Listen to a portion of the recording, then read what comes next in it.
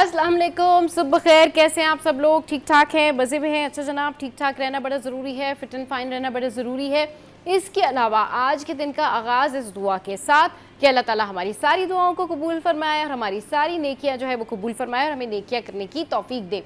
अच्छा जी, आज के दिन का आगाज़ करते हैं और जब ये पूरा हफ्ता गुजर रहा होता है और जब हम मिड वीक में शामिल होते हैं, यानी कि जब हम मिड वीक में दाखिल होते हैं, तो बहुत सारे लोग ये सोच रहे होते हैं कि जी अब हमारे जो पेंडिंग काम हैं वो सारे हम निपटा लें और सारा कुछ कर लें। लेकिन इस सारी सूरत हाल में जितनी भी ख़वातीन होती हैं वो ये सोच रही होती हैं कि जी अब क्योंकि बच्चों की छुट्टियां हैं और वेकेशंस भी हैं, कहीं घूमने फिरने का प्लान रोज़ाना भी बनता है। और बात यही होती है कि जितने भी हम भी जब छोटे थे तो ऐसे ही होता था कि अपने फ़ादर का इंतज़ार करते थे कि जब वो आएंगे ऑफिस से तो फिर हमें कहीं लेकर जाएंगे, घुमाने फिराने लेकर जाएंगे। तो आजकल रश बहुत है उन जगहों पर जहाँ पर फैमिली आती है, फैमिली पार्क्स में और इस तरह की जगहों पर। वहाँ अगर आप जाते हैं तो आपने क्या करना है, आपने बड़ा ख्याल रखना है अपने बच्चों का, क्योंकि आए दिन इस तरह के वाक़यात रिपोर्ट हो रहे हैं कि बच्चे अगवा हो रहे हैं। आप जब भी स्पेशली वीकेंड्स पर कहीं जाते हैं, जब भी आप ऐसी जगह पर मौजूद होते हैं जहाँ बहुत रश हो, वहाँ पर आपने अपने छोटे बच्चों का ख्याल ज़रूर रखना है, बच्चों का ख्याल रखना है। ऐसे आपने उनको कहीं जाने नहीं देना है, क्योंकि मुख्तलिफ़ एरियाज से जो है इस तरह के वाक़यात रिपोर्ट हो रहे हैं। ऑल्दो वो सर्टन रिहायशी इलाके होते हैं, लेकिन जब इस तरह से ज़्यादा तादाद में बच्चे मौजूद होते हैं कहीं पर, फैमिली पार्क स्पेशली जहाँ पर कोई एज सच कोई सिक्योरिटी नहीं होती, तो वहाँ पर जाएं तो ज़रूर एहतियात करें। ख़वातीन को ये ज़रूर सोचना चाहिए कि इंजॉय ज़रूर करें, फैमिली के साथ ज़रूर जाएं, लेकिन बुज़ुर्गों का ख्याल करें, बच्चों का ख्याल करें। अगर बुज़ुर्ग साथ जा रहे हैं तो उनको बैठने के लिए कोई जगह भी फराहम करें। मैंने इस तरह के फैमिली पार्क्स में बहुत दफ़ा ऐसे देखा है कि बुज़ुर्ग बेचारे खड़े होते हैं और फैमिलीज़ वहाँ पर इंजॉय कर रही होती हैं, ऑल्दो उनका भी कसूर नहीं होता, लेकिन वहाँ पर जगह नहीं मिल रही होती। तो आप ऐसा कर सकते हैं कि कोई फोल्डिंग चेयर ले जा सकते हैं बुज़ुर्गों के लिए अपने साथ, जैसे आप बच्चों के लिए कॉट्स वगैरह ले जाते हैं। तो अपनी फैमिली के बुज़ुर्गों का ख्याल रखें और साथ साथ अपनी छुट्टियां, अपनी वेकेशंस जो आपके बच्चों की हैं उसको एंजॉय करें। अच्छा जी, आगे बढ़ते हैं और अब आपके साथ में ख़बर शेयर करते हैं। ख़बर क्या है जी? ख़बर एक बड़ी ज़बरदस्त है, लेकिन वो ख़बर मैं आपके साथ में बाद में शेयर करूँगी। पहले हम शेयर करते जी ई चलान के हवाले से। अच्छा, अब जाली ई चलान SMS जो है वो सर्कुलेट हो रहा है, आपने रहना है उससे होशियार। ये नंबर है जी 1915। इस नंबर से जो है आपको SMS जो है वो आ सकता है और ये SMS एक तरह का ना गर्दिश में है, ये मशकूक जो है तरह के लिंक्स आपको भेजते हैं, तो आपने मोहतात रहना है, उन लिंक्स के ऊपर आपने क्लिक नहीं करना है। अच्छा जी, जाली SMS का शिकार आपने नहीं बनना है। अगर आपको बिल्कुल शक होता है तो आपने 1915 पर रब्ता करना है। अच्छा जी, ये जो है ये इस इधर आपने जो है ये इस नंबर को जहन में रखना है। कराची ट्रैफिक पुलिस ने आवाम को फ्रॉड से भी खबरदार कर दिया है। अच्छा जी, ये है वो जी जाली SMS जिसके हवाले से हमने आपको बताया। अच्छा, ये जाली मैसेजेस जो होते हैं ना, ये आपको किसी भी नाम से आ सकते हैं। ये जो जाली SMS होते हैं ये आपको कोई भी तंग कर सकता है, तो उसके लिए आपने पर्टिकुलर कंसर्न डिपार्टमेंट में जिसको कंप्लेन करनी है उनके नंबर्स आपके पास होने चाहिए। अच्छा जी, एक और ख़बर जो है वो आपके साथ में शेयर करते हैं। यह है जी कराची के नौजवान ज़बरदस्त, कराची की youth they are doing great. इससे पहले भी हमारे कई ऐसे नौजवान हैं जिन्होंने इंटरनेशनल यूनिवर्सिटीज़ में नाम रोशन किया है, मुल्क का नाम रोशन किया है। I am talking about Janeet Kumar, he has done great job. हुआ क्या है जी, जनीत कुमार हार्वर्ड बिजनेस मुकाबला जीतने वाले पहले पाकिस्तानी बन गए हैं। मसनूई जहानत के मुनफरिद आइडियाज़ ने आलमी मुकाबला जो है वो इनको जितवा दिया है। 1000 से ज़ायद टीम्स को शिकस्त दी। पाकिस्तानी नौजवान जो हैं वो नंबर 1 पर आ गए हैं। हार्वर्ड में पाकिस्तानी टैलेंट का शानदार कारनामा जो है वो सामने आया है।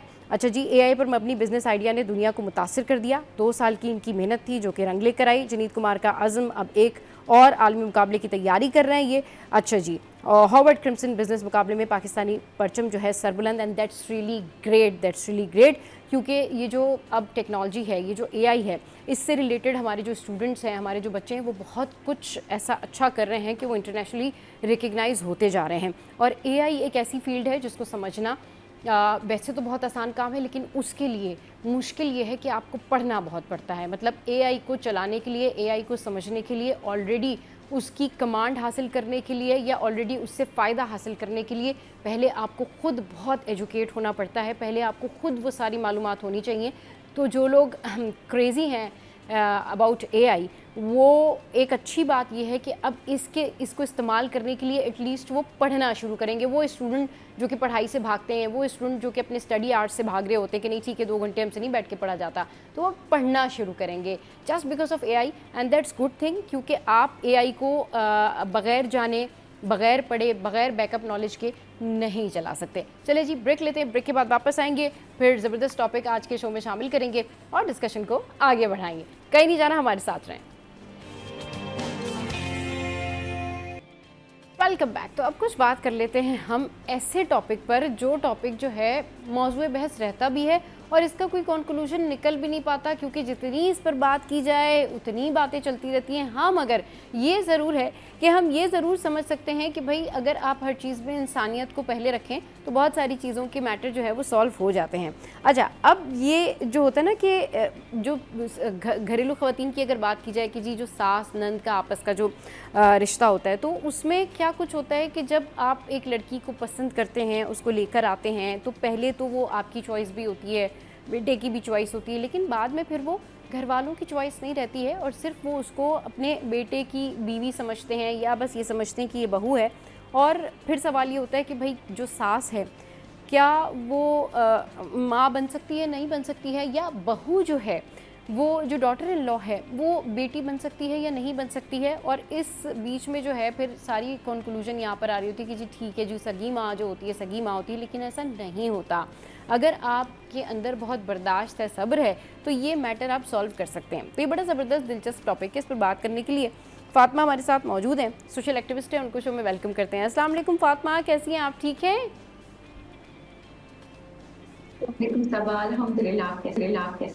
मैं बिल्कुल ठीक ठाक। फातिमा, टॉपिक मज़ेदार इसलिए भी है कि इसके ऊपर बहुत ज़्यादा बातें हो भी चुकी हैं, बहुत ज़्यादा जो है वो बहस भी लोग करते हैं। व्हाट डू यू थिंक कि एक अच्छी डॉटर इन लॉ या एक अच्छी सास वो मतलब क्या वाकई उस तरह से रिलेट कर सकते हैं दूसरे उस शख्स से जो उनके घर में आती है, कि वो बहू के तौर पर या बहू जो है बेटी के तौर पर बन के सामने आए?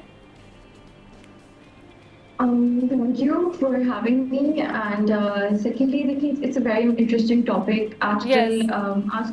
सदियों से I think ये चीज़ चलती आ रही है, डिबेट चलती आ रही है, and everybody is trying to change the narrative कि किस तरह से है, क्या सब अपना बेस्ट देने की कोशिश करते हैं.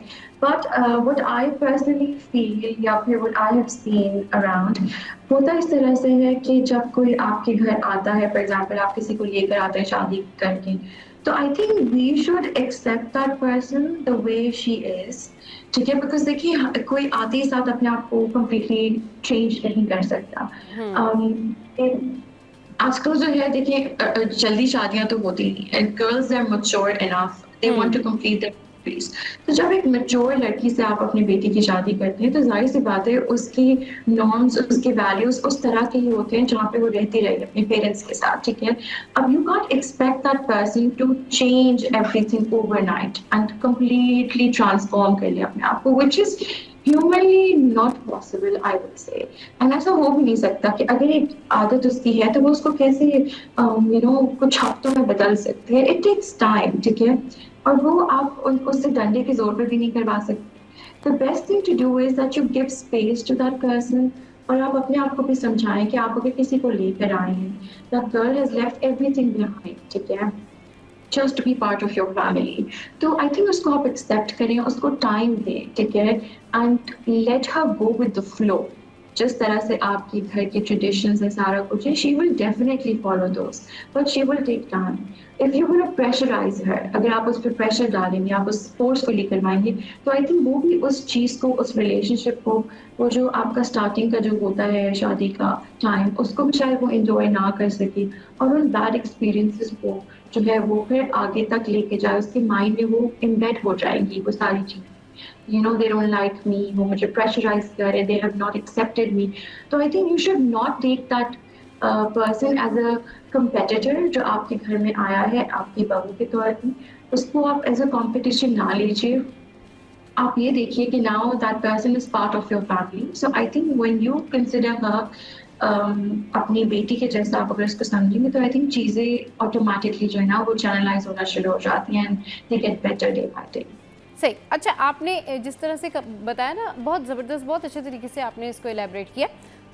इन माय पर्सनल थिंकिंग कि वो खातून जो कि एक पढ़ी लिखी खातून है और वो शादी करके किसी और घर में जा रही हैं, तो उनको ये बहुत बात बेहतर तरीके से पता होती है, चाहे वो मैच्योर हो, चाहे उनकी शादी छोटी उम्र में हो रही हो या बड़ी उम्र में हो रही हो उनकी शादी, लेकिन लोगों को ये पता होता है कि हमारी शादी एक्चुअली कहाँ हो रही है।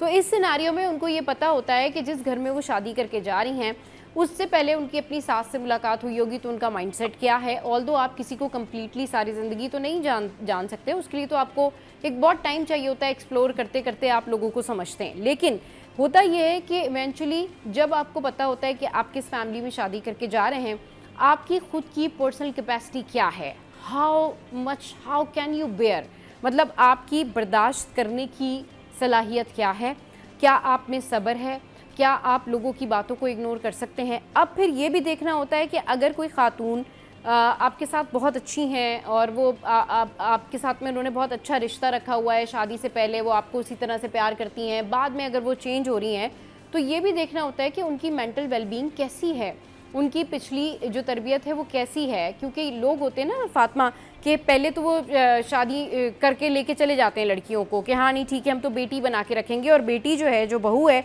वो भी यही कहती है कि मैं तो माँ समझूंगी। लेकिन समझूंगी और समझने में बड़ा फ़र्क होता है। तो आजकल की जो लड़कियां हैं वो काफ़ी they are smart enough to जज समवन कि कौन क्या कह रहा है, किस वजह से कह रहा है, इंटेंशन जो है वो क्या है। तो उसके अकॉर्डिंगली अगर वो चलना शुरू कर दें और किसी के बैकग्राउंड को समझते हुए, किसी के नेचर को समझते हुए, व्हेन यू थिंक कि आप समझ गए हैं कि एक बंदा कनिंग है, एक खातून जो है उन्होंने आपके साथ घर में झगड़ा ही करना है, तो फिर आप उसको उसी तरीके से टैकल करेंगे। सबसे बेहतरीन चीज़ आपकी नज़र में आप क्या एडवाइस देंगी ऐसी लड़कियों को कि जब वो शादी करके जाती हैं और उन्हें पता भी होता है वो क्या हो सकती है? जी फातिमा। देखिए, आपने बहुत अच्छे से इसको एक्सप्लेन किया है। आई कम्प्लीटली अंडरस्टैंड कि बहुत सी ऐसी होती हैं कि जो जो आपका लेट्स सपोज कि एंगेजमेंट से लेकर शादी का टाइम पीरियड होता है, हाँ। वो हर चीज़ अच्छा दिखाती हैं कि भाई she is just like my daughter and the daughter in law is thinking कि she is just like my mother. But जब चीज़ें चेंज होती है, वो एक्चुअली जब आप साथ रहना शुरू करते हैं, आई थिंक डायनामिक्स चेंज हो जाते हैं, सिनेरियोज चेंज हो जाते हैं, और वो इस तरह से होते हैं कि देखिए, I am also mother and सबको अपना बच्चा बहुत प्यारा होता है, ठीक है। तो लेकिन बहुत सी औरतें ये चीज़ नहीं समझती कि भाई जब शादी होती है तो your son is definitely going to have a family, ठीक है।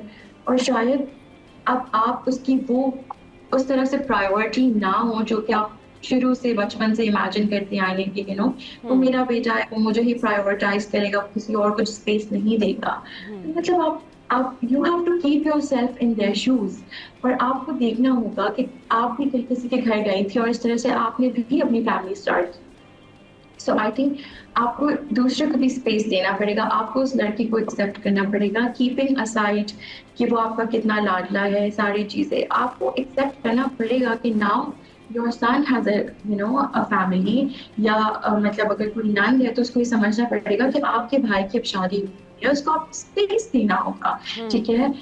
फॉर श्योर वो ये नहीं कह रहा कि वो आपका भाई नहीं है, वो ये नहीं कह रहा कि वो आपका बेटा नहीं है, बट एक एडेड responsibility उस पे आ गई है कि now he has a wife and he has to cater to that woman as well, ठीक है। because it's a huge responsibility। अगर आप देखिए कि ये कोई एक छोटी सी बात नहीं कि आप किसी को शादी करके लेकर आते हैं, तो सारी जिम्मेदारी होती है, उसको किस तरह से आपने उसका टेक केयर करना है, एवरीथिंग, चाहे वो लड़की फाइनेंशियली इंडिपेंडेंट है या व्हाटसोएवर, बट उसकी रिस्पेक्ट करना, उसकी रिस्पेक्ट करवाना, आई थिंक ये हस्बैंड्स का इसमें बहुत बड़ा रोल होता है कि वो शुरू से वो एक सेट कर देते हैं बाउंड्री, या वो एक टोन घर में सेट करते हैं कि आपने इस तरह से जो है मेरी वाइफ के साथ बात करनी है, या फिर ये बाउंड्रीज हैं जो कि क्रॉस नहीं की जाएंगी। Sorry to cut you off here, जो लड़का है वो कम से कम अपनी वालदा के साथ ये बाउंड्री तो कोई भी लड़का नहीं सेट करेगा कि जब मेरी बीवी आ रही है तो आपने उसके साथ ऐसे ट्रीट करना है, ऐसे ट्रीट करना है, क्योंकि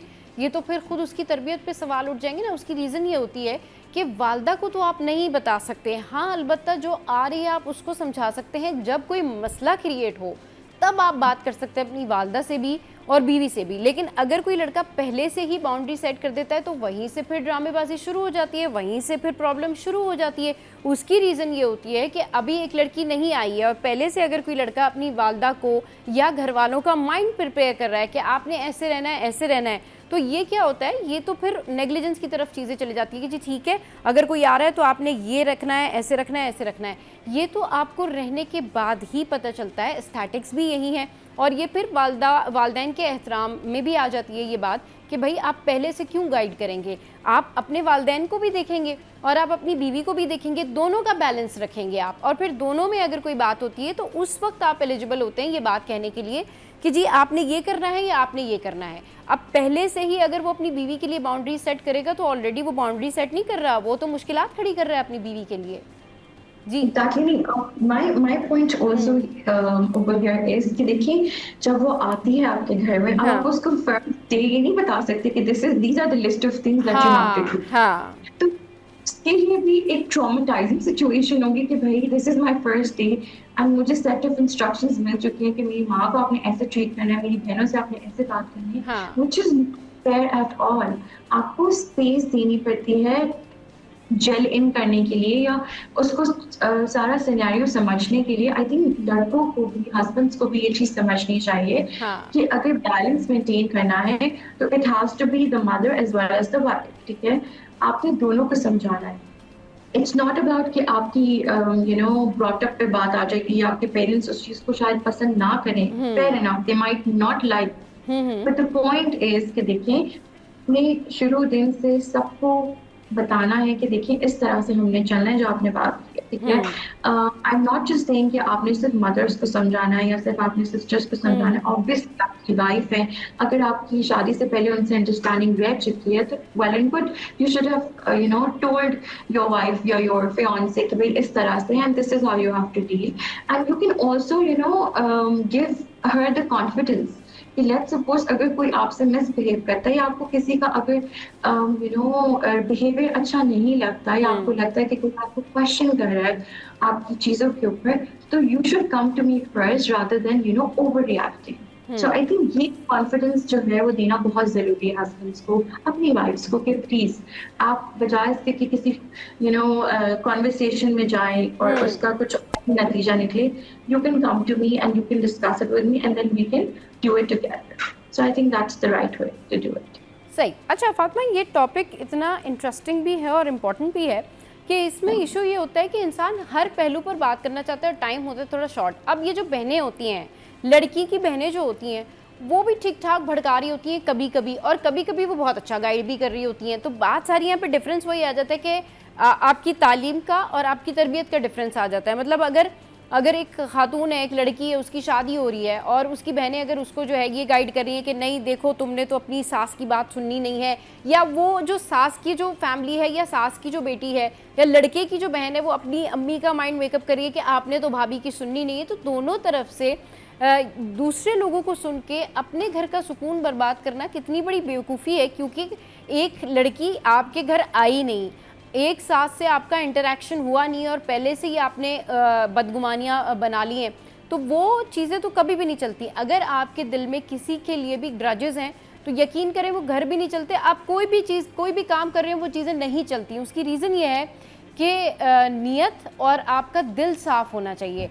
अब अगर सास के दिल में भी ये प्रॉब्लम है कि जी ठीक है मैंने तो उसको ऐसे रखना है, बहू ने भी ये सोच लिया कि ठीक है मेरी बहनों ने तो ये कहा है मैंने तो ऐसे चलना है, तो ये कितना, जब तक आप खुद से एक्सपीरियंस नहीं करें किसी रिश्ते को, जब तक आप खुद से ना रहें उस रिश्ते में, ना परखें लोगों को और आपको ना पता चले कि लोग आपके साथ क्या करते, तो आपको तो एक्सपीरियंस भी नहीं होता। आपको तो ना इस चीज़ का एक्सपीरियंस होता है कि आप घर कैसे बना सकते हैं, ना आपको इस चीज़ का एक्सपीरियंस होता है कि आपने इस सिचुएशन में करना क्या है। तो कितना ज़रूरी है किसी सिचुएशन में जाने के बाद उसको खुद एक्सप्लोर करना और उसका सोल्यूशन खुद से निकालना। जी देखिए, मैं इसमें एक डिफरेंट पर्सपेक्टिव ऐड ऑन करना चाहूँगी। वो ये है कि होता इस तरह से कि जब तक शादी नहीं हुई होती तो सबको होता है कि हाँ my brother is doing this that, सारी चीजें, भाई बहुत अच्छी, सारी चीजें होती। एंड द द मोमेंट भाभी कम्स इन, तो लगना ये शुरू होता है कि उसके आने की वजह से ये भाई अब हम पे स्पेंड नहीं कर रहा, भाई हाँ, अब हमें टाइम नहीं दे रहा।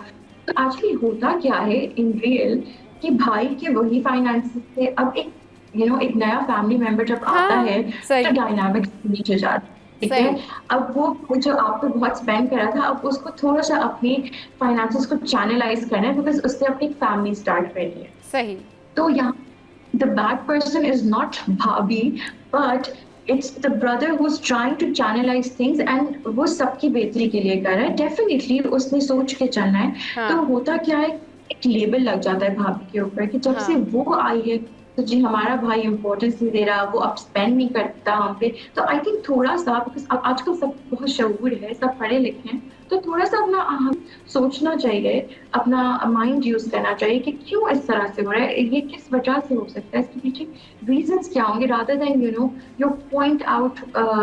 आप एक बंदे को पॉइंट आउट करना शुरू कर दे कि वो आई है तो ये सारी चीजें ऐसे हो गई है, भाई चेंज हो गया है। सो आई थिंक आप ये समझना चाहिए कि भाई आपका कोई छोटा बच्चा नहीं है, एंड उसकी शादी हुई है, इसका मतलब ये है कि he is mature enough and he can take decisions for himself and he knows what he's doing. So I think rather than आप उसको support करें, आप against हो जाते हैं, आप team up कर लेते हैं, हाँ, so ये बिल्कुल। नहीं होनी चाहिए। क्योंकि जो लड़की आपको घर में आ रही है वो तो तन्हा फील करती है ना, वो तो हाँ जाहिर सी जी, बात है, वो किसको कम्युनिकेट करेगी, अपने हस्बैंड को कम्युनिकेट करेगी। तो मैं यही बिल्कुल, तो कह रही हूँ, हाँ, तो मैं यही तो कह रही हूँ कि don't be part of that loneliness. उसको चाहिए कि वो हाँ कम्युनिकेशन अपनी सास के साथ भी करे, अपनी नंद के साथ भी करे। मतलब अगर कम्युनिकेशन होगा तो मैटर सॉल्व होगा। हाँ, असल प्रॉब्लम तो वो यही है ना सब कि वो अपने हस्बैंड तक महदूद हो जाती हैं, कि वो उन्हीं से शिकायत करना या उन्हीं उन्हीं को कहना कि सोल्यूशन निकालें, और फिर वो बीच में जो ब्रिज का किरदार अदा कर रहे होते हैं ना, वो फिर कहीं ना कहीं वीकर जोन पे जा रहा होता है। इस पर गुफ्तगू करते हैं फातिमा, और बड़े मज़े की डिस्कशन चल रही है मेरी और फातिमा की, और हम खुद भी समझने की कोशिश कर रहे हैं, लोगों को भी कुछ अवेयरनेस देने की कोशिश करें कि आप ये मैटर कैसे सॉल्व कर सकते हैं। इस पर बात करते हैं एक छोटे से ब्रेक के बाद।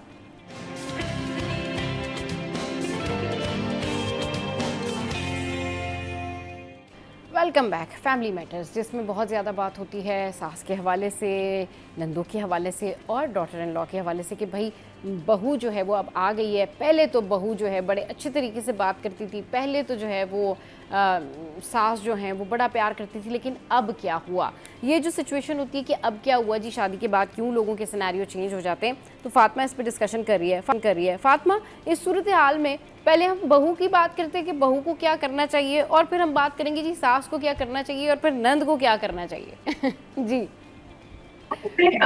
इसमें ये ऐड ऑन करना चाह रही थी सबा कि बहुत सी हाउस होल्ड्स में मैंने देखा है कि हाँ। एक तो कल्चरल डिफरेंस होता है, ठीक है, बैकग्राउंड डिफरेंट होते हैं, या फिर हो सकता है कभी कभी आपका लैंग्वेज बैरियर भी होता है। अगर आप और लेट्स सपोज आप किसी और कास्ट की हैं, आप किसी और कास्ट में जा रहे हैं, या आप एथनिसिटी कुछ और है, तो उसमें ये होता है कि इस चीज को आई थिंक जो फैमिली आपको वेलकम कर रही है उनको ये समझना चाहिए कि लैंग्वेज बैरियर आप बिल्कुल ना आने दें। अगर आप अपनी एक पर्टिकुलर लैंग्वेज में बात करते हैं और वो लड़की वो लैंग्वेज नहीं समझती, ठीक है, तो शी फील्स लेफ्ट आउट, उसको एक एलियन फीलिंग आती है कि भाई I don't know what is going, may be वो मेरे खिलाफ बात करे बिकॉज उसको लैंग्वेज नहीं समझ आ रही। तो वो हाँ, उसके माइंड में ये बात बिल्डअप होती जाती है कि सही, क्या बात, तो क्या इस बात चीज हो को रही है, क्या बात हो रही है।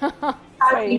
तो इस चीज को आई थिंक मेरी रिक्वेस्ट है उन सारी mother in laws and sisters in law से, हाँ, जो भी इस तरह की फैमिलीज है, कि प्लीज अगर आपकी बहू आपके पास है और उसको आपकी लैंग्वेज नहीं समझ आती, तो हाँ, प्लीज आप इसी लैंग्वेज में कम्युनिकेट करें जो वो समझ सकती है, ताकि she is also part of the conversation. If she is not interrupting, but she's sitting there, तो हाँ, एटलीस्ट उसे उसके अगेंस्ट बात नहीं हो रही। तो ये छोटी छोटी चीजें अगर आप माइंड में रखेंगे, तो I think from day one अगर आप उसे कॉन्फिडेंस देंगे कि भाई अगर आप मेरे पास आके मुझसे बात कर सकती हो, अगर आपको कुछ नहीं पसंद आता आप मुझसे डिस्कस कर सकती हो, या कोई भी आपको कंफ्यूजन है, you come and talk to me, ठीक है। तो अगर अगर हम शुरू ही दिन से एक अच्छा टोन सेट करते हैं, तो I think it really works out. और ऐसा हो नहीं सकता कि कोई मतलब daughter in law and mother in law best friends ना बन सके।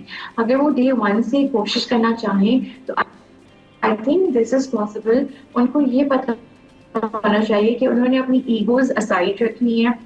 उनका मेन गोल उनका बेटा या उनका हस्बैंड नहीं है, but to have a good relationship, ठीक है, to have a good friendship. Because देखिए आपने वो कहते हैं ना, जब आप शादी कर रहे होते हैं तो आप सिर्फ एक शख्स से नहीं कर रहे होते, आप उसके पूरे खानदान से कर रहे हो। सो आई थिंक वो इसलिए है बिकॉज जब हम जाते हैं किसी घर में तो वहां पे हर किस्म के रिलेशनशिप्स आपको देखने को मिलते हैं, आपको हर बंदे से इंटरेक्ट करना।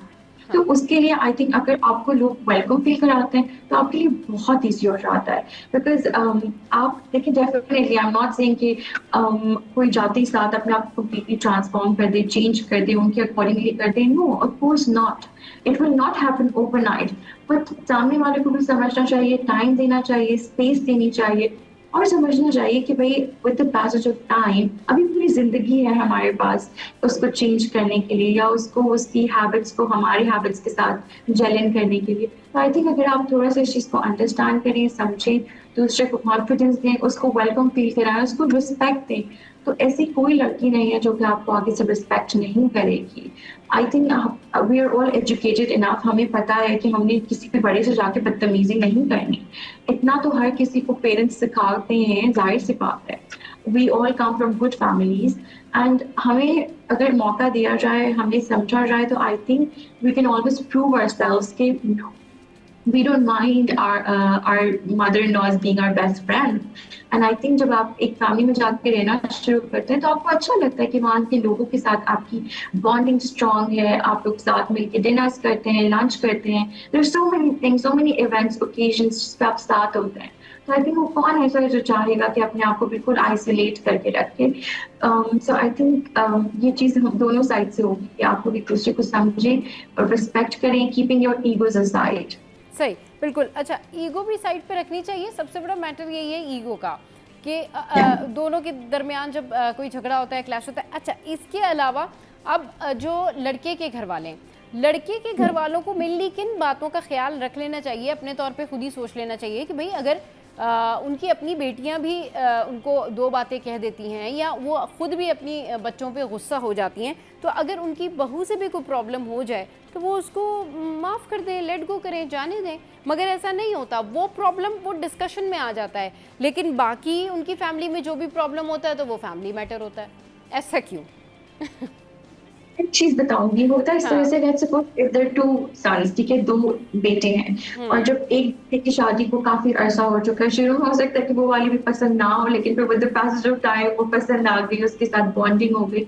लेकिन जब वो दूसरे बेटे की जब शादी होती है एंड वो नई आपकी न्यूली वेड बहू जब आती है, तो उसको जब आप कंपेयर करना शुरू करते हैं उसकी जेठानी के साथ, ठीक है, जो उसके बड़े बेटे की जो आपकी बहू है उसके साथ आप कंपेयर जब करते हैं या अपनी बड़ी भाभी के साथ कंपेयर करते हैं, सो आई थिंक यहाँ पे क्लैशेस आना शुरू हो जाते हैं। बिकॉज एक बंदे को आपने 10 साल दिए, 11 साल दिए, फिर जाके वो आपकी फैमिली के साथ उसकी बॉन्डिंग हुई है, तो आई थिंक जिसको भी आए हुए 1 हफ्ता हुआ है या 2 दिन हो गया, आप उसको उस दूसरे इंसान के साथ कंपेयर नहीं कर सकते कि वो तो ऐसा करती है, वो तो इस तरह, उसकी कुकिंग ऐसी है, तुम्हें तो आता नहीं है, तुम्हें तो समझ नहीं आती, वो देखो वो कैसे हमारी बातों को समझती है।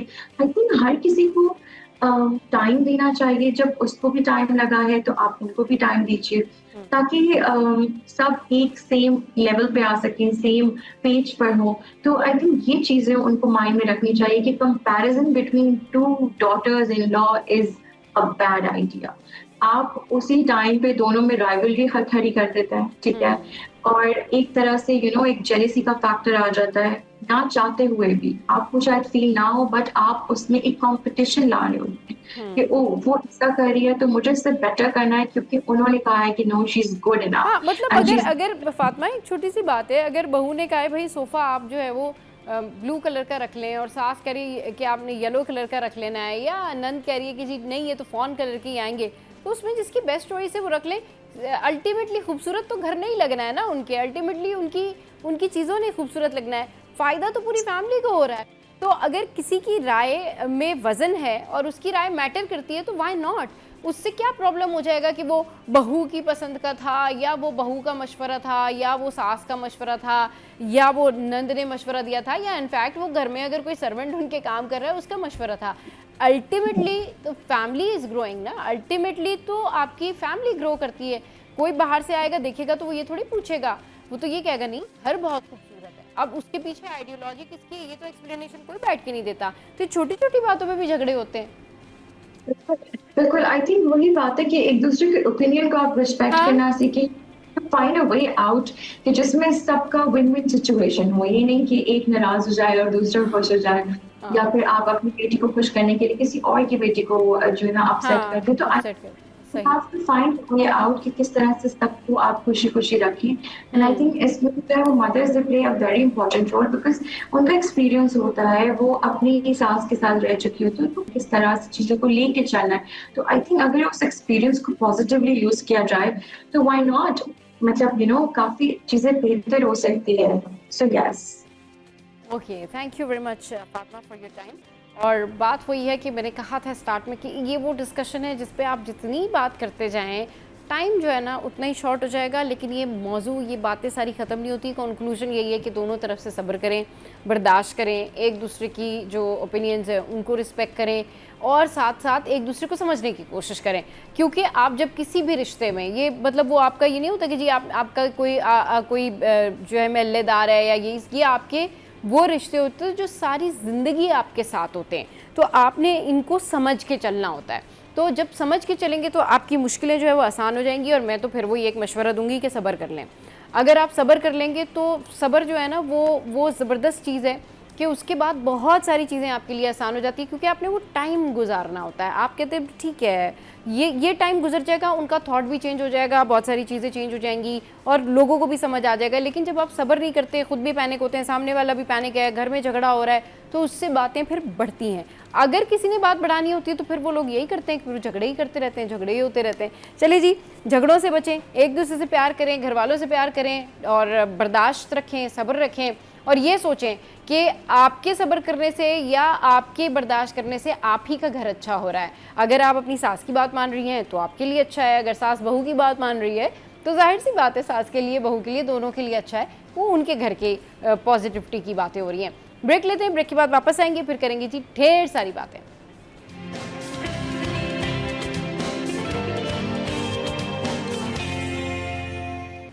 Welcome back. आज हम डिस्कशन करने लगे हैं एक ऐसे टॉपिक पर जो हम सबके दिल के करीब तो है, जिस बारे में हम सोचते भी हैं लेकिन शायद कुछ कर नहीं पाते। शायद हमारी ज़िंदगी इतनी बिजी हो गई है या फिर हम लोग रोज़ाना ऐसी चीज़ों को देखने के आदी हो गए हैं और इग्नोर करने के भी आदी हो गए हैं। आई एम टॉकिंग अबाउट एनिमल्स।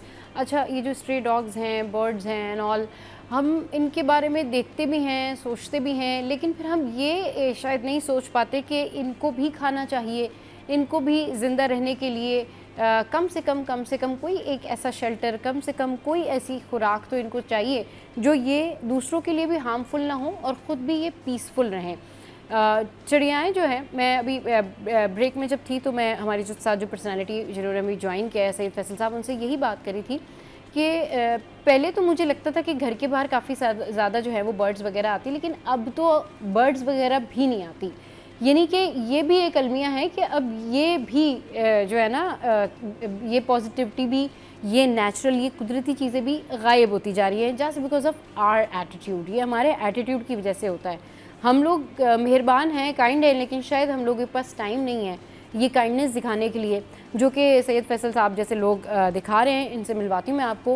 इन्होंने ज्वाइन किया है हमारे स्टूडियोज़ में। अस्सलाम वालेकुम फैसल भाई, कैसे हैं आप? ठीक हैं? आप ठीक हैं? मैं बिल्कुल ठीक ठाक। फैसल भाई, जो काम आप कर रहे हैं, ज़बरदस्त काम कर रहे हैं। जितने भी स्ट्रे डॉग्स होते हैं और जितने भी बर्ड्स हैं या जितने भी इस तरह के जो है वो नज़र आते हैं आपको सारे जानवर वगैरह, उनके लिए खुराक का बंदोबस्त करना, उनका ख्याल रखना, अगर कोई इंजर्ड हो जाए तो उसको लेके जाना, पहले अपने पास रखना, फिर मुतालिका शेल्टर में भेजना, ये एक बहुत बड़ा काम है। यानी कि ये जिस तरीके से ये खिदमत कर रहे हैं उससे न सिर्फ उन जानवरों को फ़ायदा हो रहा है बल्कि इंसानों को भी फ़ायदा हो रहा है कि वो उनके लिए हार्मफुल नहीं हो रहे। एक पीसफुल माहौल जो है वो क्रिएट हो रहा है। फैसल भाई, कब से इनिशिएट किया, कैसे शुरू किया, थोड़ा सा ये बताइए। बचपन से देखता आ रहा हूँ कि पत्थर मार रहे हैं लोग, मुर्गों की लड़ाइयाँ देख रहा हूँ, कुत्तों की लड़ाइयाँ देख रहा हूँ, रीछ के देख रहा हूँ। हाँ। खून हम खून हो रहे हैं, लोग खुश हो रहे हैं, हंस रहे हैं, शर्तें लग रही हैं, दरख्त काट दे रहे हैं, दरख्त में घोंसले नेस्ट हैं।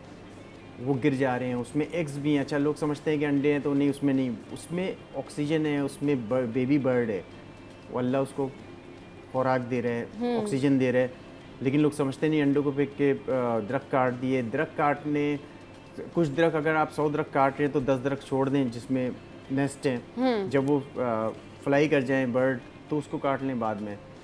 उसके अलावा बकरीद में आपने देखा है जानवर के आगे जानवर ज़बह कर रहे हैं, और इस तरह की चीज़ें देखी मैंने तो मुझे बड़ा अफसोस हुआ। मैंने कहा कि यार ये तकलीफ़ दे रहा है, जो जानवरों को तकलीफ़ दे रहा है तो वो इंसान के साथ, मेरे नज़र में तो वो कैसे काइंड होगा, तो इंसान के साथ भी काइंड नहीं होगा। हाँ, चलिए, जो आपने जो उस हवाले से बात की ना, वो तो एक अलग पैरामीटर है, लेकिन रोज़ाना की बुनियाद पर ये जो बर्ड्स हैं, ये आप जो देखते हैं, जो स्ट्रीट डॉग्स हैं या दूसरे, आप कबूतर का आपने जिक्र किया, कौवे, ये जितनी भी इस तरह से यहाँ पर बर्ड्स हैं, वो पानी कहाँ से पीती होंगी, उनका ख्याल रखना और ये सारा कुछ, तो आपने बचपन से ये सारा कुछ तो देखा, लेकिन उसके बाद एग्जीक्यूट कैसे किया कि नहीं मुझे हेल्प इस तरह से करनी है, मैंने स्टार्ट यहाँ से करना है, इनिशिएट कैसे किया? एक दिन जब मैंने ज़ाया कर दिया, वेस्ट कर दिया, तो मुझे लगा कि यार मेरी ज़िंदगी के जो मकसद है वो दिन ज़ाया करना नहीं है, वो नेकी को और लोगों के लिए आसानी करना, नेकी करना। हाँ। तो उसके लिए मैं सदका जारी बन गया, अपने लव वंस के लिए, मरूमीन के लिए। तो मैंने काम स्टार्ट कर दिया। अच्छा, मतलब आपने स्टार्ट किया, मतलब कैसे इनिशिएट किया, कैसे सोचा, मतलब किसी से बात की या होता ना पानी का बाउल पहले स्टार्ट कर दिया? थोड़ा सा ये बताया ना जर्नी, ताकि लोगों को मोटिवेशन तो मिले ना, भाई कहाँ से स्टार्ट किया, where did you start from? बहुत सारे इसके छोटे छोटे मेरे वो हैं कि एक एक्सीडेंट पे डॉग पड़ा हुआ था, मैं घर वालों के साथ चला गया आगे, वहाँ जाके मैं सोचता रहा, मैं दावत में गया था, सोचता रहा, मेरे जहन में हर बार वो डॉग ही आ रहा है कि यार एक्सीडेंट में। हाँ। मैं घर वालों को छोड़ के वापस आ गया, फिर मैंने उसको पिक किया, उसको ट्रीटमेंट के लिए ले गया। वहाँ से भी मैंने ये मोटिवेशन हुई मुझे कि नहीं यार, इनका एहसास करें, इन पे लोगों का कंसर्न ही नहीं है, लोगों को सोच ही नहीं है। हाँ। जो मैंने देखा टिकटॉकर्स और यूट्यूबर्स भी अक्सर मैंने देखा कि एनिमल अब्यूज़ पे जो बना रहे हैं वीडियो वगैरह, उनको भी चाहिए कि एक अच्छे कॉन्सेप्ट पे वीडियो बनाएं, एनिमल्स के लिए अच्छा कॉन्सेप्ट रखें ताकि लोगों को अवेयरनेस हो और लोग इसको स्टडी करें और नेकी फैले। जैसे आपने कहा कि परिंदे अब आ ही नहीं रहे हैं, तो हाँ, बर्ड मायूस हो रहे हैं ना, बर्ड देख रहा है कि भाई यहाँ तो पानी जो फ्री का वो भी नहीं मैसर है, तो वो कहीं और जाएगा। सही। और हालात जो हैं, specially if I talk about Karachi, तो कराची में तो अगर जो हालात है, तो आप आम आदमी से कराची में बात करें तो वो कहते हैं भाई हमारे तो अपने इतने मसाइल हैं। बात तो ठीक है, लेकिन मसला ये है कि इन मसाइल के साथ आपकी सराउंडिंग में ये चीज़ें भी एग्जिस्ट करती हैं जिनका थोड़ा बहुत अगर आप ख्याल कर लेंगे तो इसमें आपको सवाब भी है और आपके लिए ही ये बड़ा अच्छा इनिशिएटिव होता है, आपके लिए भी अच्छा ही है। अच्छा फैसल भाई, यहाँ पर आपकी जो है वो 1 मैन एम्बुलेंस भी आपने बनाई है, उस बारे में बताएं। ये एम्बुलेंस बनाने का ख्याल कैसे आया, ये कैसे आपने सोचा कि जी ठीक है बाइक पे ही मैं ये काम जो है कर लेता हूँ, और ये मतलब आसान था, मुश्किल था, पहली दफ़ा आप जब गए रेस्क्यू करने के लिए, क्या क्या था वो, थोड़ा सा बताएं उस हवाले से। एक तो आपकी बात पे कि लोग कहते हैं कि जब हमारे खुद कितने मसाइल हैं, हाँ। यकीन करें जब वो पानी दाना देना शुरू कर देंगे तो उनके मसाइल खुद ही हल होना शुरू हो जाएंगे जानवर की दुआ से। 1 मैन एम्बुलेंस में मेरे पास 120 रुपये थे। जब मैंने पेनेफ्लेक्स एक पीछे बना के लगाया तो लोग बहुत हंसने लगे, देखने लगे। फिर मैंने कहा ये तो हंस रहे हैं लेकिन जानवर रो रहा है। फिर मैंने बाइक पे केज रखा। अच्छा, बाइक के ऊपर केज रख दिया बैग पे, ताकि उसके अंदर मेरे जेट बॉक्स है, ट्रीटमेंट के सामान है, फूड्स हैं, हाँ। लेफ़्ट ओवर्स हैं। शादी हॉल से जाके लेफ़्ट ओवर कलेक्ट करता हूँ बेज़ुबानों के लिए, ताकि वो तो फ्री में मिल रहे हैं ना, पानी देता हूँ। तो ये कि ये फिर अवेयरनेस शुरू हो गई, फिर मैं एक तबलीग शुरू हो गई, फिर लोगों ने मुझे फॉलो करना शुरू कर दिया। और बहुत सारे लोग अभी मुझे कॉल पे कहते हैं कि जी फैसल भाई हमने गोश्त दे दिया, हमने पानी का, हम इस लाइन पे ट्रैक पे आ गए। तो बहुत बड़ी बात है माशाल्लाह। हाँ। अच्छा, ये जो आपने बताया ना कि फूड कलेक्ट करना, शादी हॉल पे जाना, जो भी लेफ़्ट ओवर्स है उसको लेके आना, फिर उन तक पहुंचाना, ये कोई आसान काम नहीं है। वाकई इसके लिए आपको बड़ी ट्रू इंटेंशन की ज़रूरत है, और ये वो काम है जो वाकई खालिस आप जो है ना वो उन जानवरों की मदद कर रहे हैं, अपने लिए बेहतरी कर रहे हैं, नेकी कर रहे हैं। अब घर वाले आपके, जाहिर सी बात है, आपको देखते हैं इस रूटीन में, क्या कहते हैं, खुश होते हैं कि नहीं यू आर डूइंग ग्रेट, और साथ देते हैं आपका? दोस्त यार बहुत खुश होते हैं। हाँ। क्योंकि कहते हैं जब भी शादी हॉल कलेक्ट करने जाओ लेफ़्ट ओवर तो हमें लेके जाना, क्योंकि खाना हमें फ्री में मिल जाता है वहाँ पे खुद खाने को। अच्छा। तो कहते हैं कि हमेशा लेफ़्ट ओवर में तो हमें साथ रखना, क्योंकि अक्सर मैं दोस्तों को लेके गया हूँ तो वो जो जिनकी पार्टी होती है वो कहते हैं आप प्लीज़ आप भी खाना खा लो, तो मेरे दोस्त कहते हैं हमें उसमें नहीं बोलना। हाँ घर वाले साथ दे रहे हैं, बहुत बड़ी बात है, बहुत अच्छी बात है, क्योंकि मेंटली एक बंदा टेंशन में आ जाता है अगर उसको सपोर्ट घर वालों की तरफ से नहीं हो। हाँ तो ये बहुत अच्छी बात है सही। माशाल्लाह से। तो शेल्टर हाउस वगैरह आपने बनाया हुआ है अपना? शेल्टर हाउस के लिए बहुत पैसे चाहिए। शेल्टर हाउस अभी जो मैं कर सकता हूँ अपनी ज़ात से हाँ कि मैं पिक करके उसको ट्रीटमेंट के लिए ले जा सकता हूँ, शेल्टर्स में दे सकता हूँ, हाँ। एडॉप्शन पे दे सकता हूँ। अपने पास मेरे पास रूम है, 1 night stay, 2 night stay, 3 night stay का एज अ गेस्ट मैं एनिमल्स को रख लेता हूँ। अच्छा अच्छा आप रख लेते फिर ट्रीटमेंट वगैरह करते हैं और जी, फिर जी, first aid इनिशियली वगैरह। करके हाँ फर्स्ट जी, एड करके फिर वो आगे डिपेंड करता है। अच्छा किसी ने हेल्प आउट करने की कोशिश की? लोग हेल्प करते हैं आपको इस हवाले से? गर्ल्स मोस्टली हेल्प अच्छा, करती हैं। हाँ। मैंने आपको पहले भी ये बात हाँ। बताई कि पूरी तनख्वाह अपनी बिल्कुल, जॉब हाँ, पे बेचारी बता रहे सुबह थे जा रही, फैसल रात को आ रही, पूरी 42,000 30,000 का बिल बन रहा है हॉस्पिटल्स में, हाँ लूट रहे हैं हॉस्पिटल ज़्यादातर। तो वो बेचारी अपनी पूरी तनख्वाह दे रही हैं सिर्फ उसकी जान बचाने के लिए, इतनी मेहनत करके। तो उनको सैल्यूट इस तरह से है कि वो मुझे रात को 3 बजे 2 बजे 12 बजे फ़ोन आते कि फैसल भाई जाके यहाँ से पिक कर लें, क्योंकि वो लड़की ज़ात तो नहीं जा सकती ना। हालात आपने देखे, माहौल कैसे हाँ ऊपर से कराची वालों पे ये है कि वो सोते भी नहीं है, और दिन को जागे हुए तो रात को भी जागे हुए। रात को 3 बजे गाड़ी मार, रात को 3 बजे बाइक मार दी जाके, वो 3 बजे फ़ोन में जी गाड़ी ने हिट कर दिया। तो भाई कराची वालों से कि भाई कम से कम जानवरों को उस रात के बहर तो सुकून दो, थोड़ा कम निकलो। जी। बिल्कुल। कराची जो है वो सिटी ऑफ लाइट्स है। कराची में वाकई आपको हर टाइम जो है ना वो रौनक नजर आएगी, सड़कों पे गाड़ियाँ रवा दवा, लेकिन एहतियात के साथ ड्राइव करनी चाहिए। ब्रेक के बाद वापस आते हैं, फिर डिस्कशन कंटिन्यू करेंगे।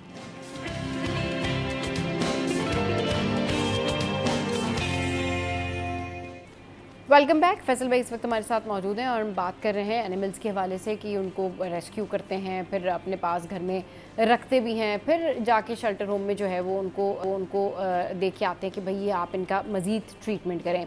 अच्छा फैसल भाई, जब आप जाते हैं शेल्टर हाउस वगैरह तो वो आपसे पूछते होंगे कि ये आप लेकर आए हैं और इसका जो भी सारा कुछ है वो कौन बेयर करेगा, और मतलब आपको ये कहाँ से मिला एंड ऑल, इस तरह की सारी चीज़ें होती हैं। वो कितना मुश्किल होता है, वो कितना चैलेंजिंग होता है कि उनको समझाना कि भाई ये तो मैंने एक तरह से इसको उठा के इसकी मदद की है, फर्स्ट एड दिया है, देन अभी आप तक पहुँचा है। जब शेल्टर कोई एनिमल में लेके जाता हूँ तो हाँ। उसकी कंडीशन ऐसी होती है हाँ कि शेल्टर वाला देख के समझ जाता है कि फैसल भाई लेके आए हैं तो इसको तो ये एडमिट ही होना है। हाँ तो वो सही। हो जाता है, क्योंकि डिपेंड करता है। शेल्टर के केस अलग होता है, बहुत ही ज़्यादा बुरी कंडीशन, तेज़ाब फेंक दिया, एल्फी उस पर कर दी, एल्फी डाल दी आँखों पे बिल्ली के बच्चों के, ओह गॉड, कबूतर ने खा लिया, बिल्ली ने कबूतर खा लिया तो उसको सर पे डंडे मार दिए। तो इस तरह के लोग हैं, क्योंकि हमें अशरफुल मखलूक़ात, तो हमारे पास पावर है, तो हम पावर को ना कमज़ोर पे यूज़ करते हैं, बेज़ुबान पे यूज़ करते हैं। और देखें, मैंने आपको बताया एक खाना रोज़ाना का मेरा काम है, एक खाना रोज़ाना फॉर ह्यूमंस और एनिमल्स। तो एक खाना रोज़ाना में आप ये क्यों नहीं सोचते कि जब इंसान भूखा सो सकता है तो जानवर भी तो कभी भूखा सो सकता है। ज़ाहिर है। तो आपको तो ये नहीं सोचना चाहिए कि वो खा लेगा, वो ये कर लेगा, उसके लिए आसानी करें। चूटी है वो किचन पे आ रही 4th फ्लोर पे चीनी ढूंढने, आप ग्राउंड फ्लोर पे चीनी रख दें, उसको इतना टाइम बचेगा, उसके लिए आसानी करना शुरू कर दें। बिल्कुल। बात वही है ना कि आप जब आसानियाँ देखते हैं दूसरों के लिए तो अल्लाह ताला आपके लिए भी आसानियाँ करते हैं, और अगर जानवर है तो बेज़ुबान है, जाहिर सी बात है। वो फिर अगर आपको इस तरह से सराउंडिंग में ये बर्ड्स नज़र आते हैं, या जिस तरह से बता रहे हैं ये कैट्स हैं। अच्छा, अब जो पेट्स होते हैं ना उनका ठीक है, वो तो चले घर के होते हैं तो वो उनकी देखभाल होती है, उनको प्रॉपर उनका एक केयर होता है। मगर ये जैसे स्ट्रे डॉग हैं या बाहर गली में ये जो कैट्स वगैरह होती हैं, ये सारा, अब इनका अगर आप देखें ना तो इनमें इनको कितना केयर की ज़रूरत होती है कि वो अगर एक बिल्ली है वो गली में घूम रही है, आप देखें कि कुछ बिल्लियाँ ऐसी होती हैं कि वो बहुत ज़्यादा जो है ना वो लाउड हो जाती हैं, बहुत ज़्यादा वो ऐसा होता है कि कोई आता जाता है तो वो बिल्कुल हार्मफुल हो जाती हैं, और कुछ ऐसा होता है कि वो बहुत एक साइड पे बैठी होती हैं एंड ऑल। तो ये भी बेज़ुबान जानवर होते हैं, इनकी भी कुछ फीलिंग्स होती होंगी जिसको समझने की ज़रूरत है, जिनको खाना चाहिए, जिनको कम से कम पानी चाहिए। तो ये चीज़ें प्रोवाइड करना, अगर वो सराउंडिंग में लोग मौजूद हैं और वो देखते हैं तो वो ज़रूर प्रोवाइड करें और ज़रूर ख्याल करें, ये भी एक नेकी है। तो फैसल भाई, आप क्या एडवाइस करेंगे उन तमाम लोगों को जिनको लगता है कि भाई, अभी जैसे मैंने आपको बताया हमारी गली में स्ट्रे डॉग्स के हवाले से मैंने आपको बताया कि भाई वो बहुत ज़्यादा लोगों को आते जाते तंग भी कर रहे हैं, वो हार्मफुल भी हो रहे हैं, तो इस तरह की कंप्लेंट्स पे आप क्या करते हैं फिर? डॉग जो है ना रिएक्शन देता है, कोई उसको तंग करेगा तो फिर वो कोई रीज़न होगा ना कि उसको काटने का, तो पागल तो नहीं है बैठा बैठा काटना शुरू हो जाएगा। हाँ उसके बच्चों को मार रहे हो, फेंक रहे हो, डंडे मार रहे हो, ये कर रहे हो, लेकिन ये बात है अवॉइड करना चाहिए। अगर ऐसे मोहल्ले गली में कोई ऐसा डॉग है या कोई ऐसा है तो उसको रिलोकेट कर दें, शिफ्ट कर दें कहीं पे उसके लिए, ताकि आप भी फिर आसानी से आ जा सकें। तो कोई डेंजरस टाइप का डॉग हो तो उसको शिफ्ट कर दें, उसको शिफ्ट कर दें। अच्छा, आप भी उसके लिए हेल्प करते हैं? जी मैं हेल्प करता हूँ, जी। और दूसरा ये कि देखें, मैंने देखे बकरी के बच्चे बिक रहे हैं रोडों पे, बकरी के बच्चे बिक रहे होते हैं, तो माँ किधर है उनकी? आप बकरी के बच्चे बेच रहे हैं तो माँ से आपने एक अलग कर दिया है गुनाह, फिर आपने बेच दिया, वो चले गए घरों में लोगों के, 10 में से 1 बच गया, 9 घरों में 9 मर गए। उसका ज़िम्मेदार कौन है? और उसकी पूछ अल्लाह क्या होगी कि माँ से बच्चे को अलग कर लिया और रोडों पे आप बेच रहे हो बकरी के छोटे दूध पीते बच्चों को। तो भाई और वो पैसा कमा रहे हो तो वो तो आपको वो जो प्रॉफिट है वो तो आपके यानी कि मेरे ख्याल में तो ये बहुत नाजायज़ काम है। अच्छा, अब चलिए, ये जो आप बात कर रहे हैं इसमें मुख्तलिफ़ लोगों की मुख्तलिफ़ किस्म की राय है, लेकिन बात सारी ये है कि हम जहाँ तक सर्व कर सकते हैं, जहाँ तक खाना खिलाने का ताल्लुक़ है, जहाँ तक पानी पिलाने का ताल्लुक़ है, जहाँ तक आपने काइंडनेस दिखानी है, जहाँ तक आपने इंसानियत प्रूव करनी है, वहाँ तक आप एटलीस्ट प्रूव करें। कम से कम अगर आपके घर में पानी है तो आप प्याले में भर के पानी रख दें, ताकि वहाँ पर कोई चिड़िया आती है, कोई कबूतर आता है, कोई कब्बा आता है, वो पानी पी ले। फिर आप बाजरा रख दें, राइट फैसल भाई? बाजरा ही रखते हैं बर्ड्स वगैरह के लिए, और फिर वो आप बाजरा रख दें एंड ऑल। अच्छा, कुछ लोग क्या होता है, गोश्त भी उन्होंने रखा होता है, मीट भी रखा होता है कि जी वो मीट रखते हैं कि जी कोई अगर किसी कब्बे ने खाना है तो वो खा ले। तो ये चीज़ें अगर आप प्रोवाइड कर सकते हैं, या बिल्लियों के लिए प्रॉपर जो है वो डॉग फूड होता है या कैट फूड होता है, तो ये चीज़ें आप फिर रख सकते हैं। तो इसमें आप लोगों को मज़ीद क्या सजेस्ट करेंगे कि अगर वो पेट्स भी रखना चाहते हैं, या वो इस तरह से इन लोगों को अगर घर में रखें और इनका ख्याल रखें, डॉग्स हैं, कैट्स हैं, अगर वो अडेप्ट करना चाहें तो वो किस तरह से अडॉप्ट कर सकते हैं इनको? एक तबका ऐसा है जो कहीं पे फ्री पे पर्शियन कैट को देखेगा ना, फ़ौरन कांटेक्ट करके उसको ले आएगा। अच्छा, मेल को, हाँ, और कहीं से फीमेल को ले आएगा। फिर उनके बेबीज होंगे, किटन्स होंगे, उनको सेल करना शुरू हो जाएगा। और जब वो कोई बीमार होंगे तो उनको उठा के रोड पे फेंक देगा, क्योंकि वो अफोर्ड ही नहीं कर सकता है, उसने तो बिजनेस करना है। और जो सही में लवर है, जो एनिमल लवर सच्चा है, वो स्ट्रे को भी नहीं छोड़ेगा, वो उनको भी खाना देगा। अब खाने पे ये फ़र्क है कि आप कह रही हैं वो food, packet food, stray animals जो है ना वो पैकेट फूड को इतना नहीं खाते शौक से, उनको यूज टू नहीं होते। हाँ, ये बहुत अच्छी बात बताई फैसल भाई। उनको तो खाना, उनको तो जिंदगी भर चिचड़े और ये वो खाते आए हैं। हाँ। तो वो उनको आप पैकेट के फूड दे रहे हैं, बाहर के इम्पोर्टेड बिस्किट्स दे रहे हैं, तो वो डॉग भी मुंह लगा के अक्सर छोड़ देते हैं। कैट्स भी उस शौक से नहीं खाते जिस शौक से, उनको आदत ही नहीं है खाने की। हाँ सही, उनको इस तरह से आदत नहीं होती। अब आपने जिस तरह से पर्शियन कैट्स के वाले से बात की, लोग बहुत क्रेजी हैं पर्शियन कैट्स वगैरह के लिए कि नहीं ठीक है जी हम तो रखना चाहते हैं, लेकिन आपने कहा कि अगर वो बीमार हो जाए तो प्रॉब्लम होती है। तो वो अगर कोई पैट आप रखते हैं तो उसको कैसे कैरी करें, उसको कंटिन्यू कैसे करें, मतलब उसका ख्याल कैसे रखें? लोग नहीं रख पाते, लोग वाकई पैट्स लेते हैं लेकिन बीमार हो जाते हैं पैट्स उनके।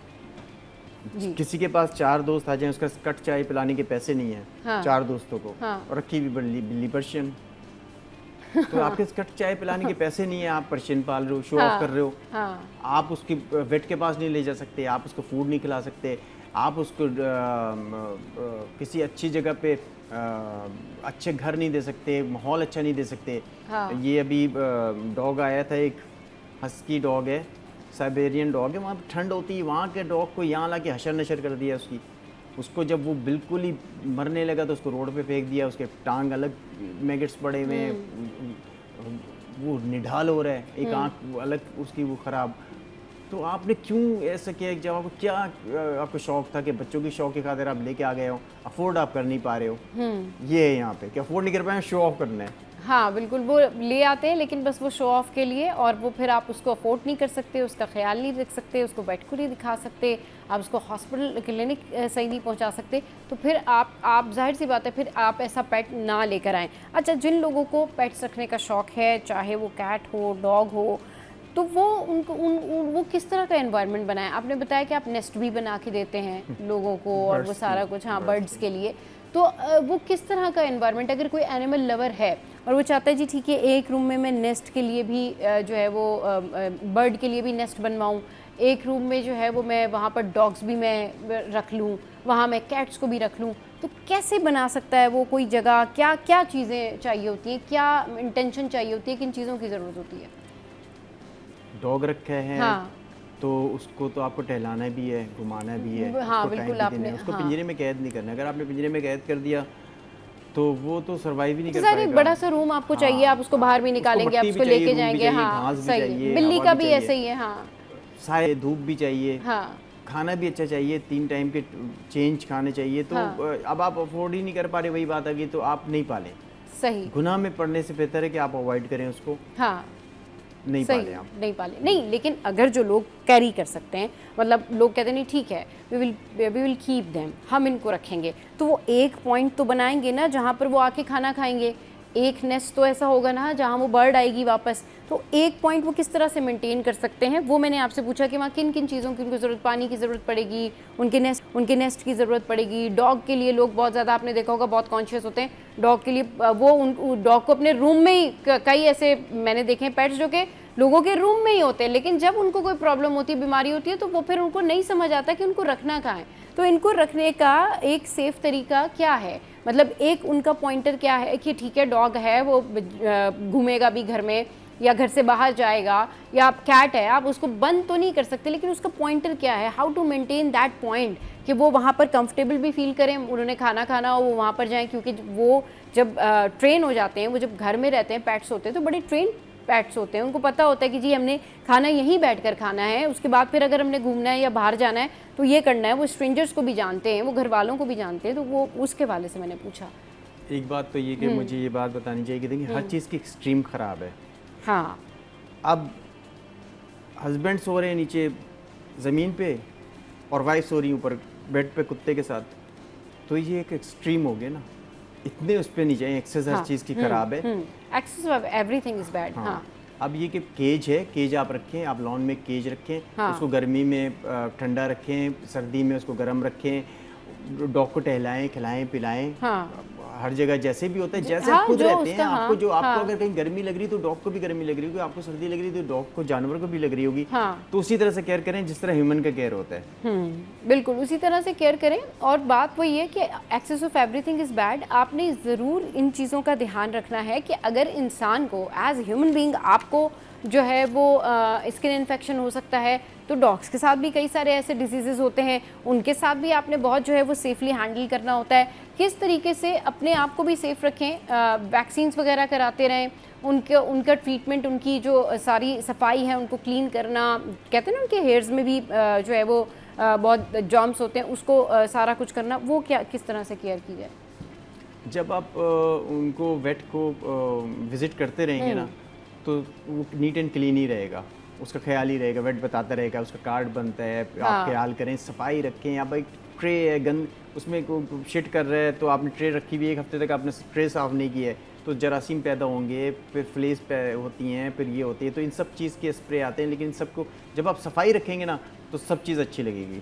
सही, मतलब आपने क्लीनलीनेस का ख्याल रखना है, आपने सफाई रखनी है, और कोशिश करें जो आपके डॉग्स वगैरह होते हैं वो थोड़ा सा जो आपकी कंसर्न रूम है वो वहाँ से थोड़ा सा वो दूर हो, ताकि उसकी वजह से अगर वो वहाँ पर खेल रहे हैं या आप वहाँ पर बैठे हैं तो ब्रीदिंग स्पेस होनी चाहिए, क्योंकि आप अगर घर में भी बैठे होते हैं और बहुत सारे लोग एक रूम में भी होते हैं तो ब्रीदिंग स्पेस चाहिए होती है।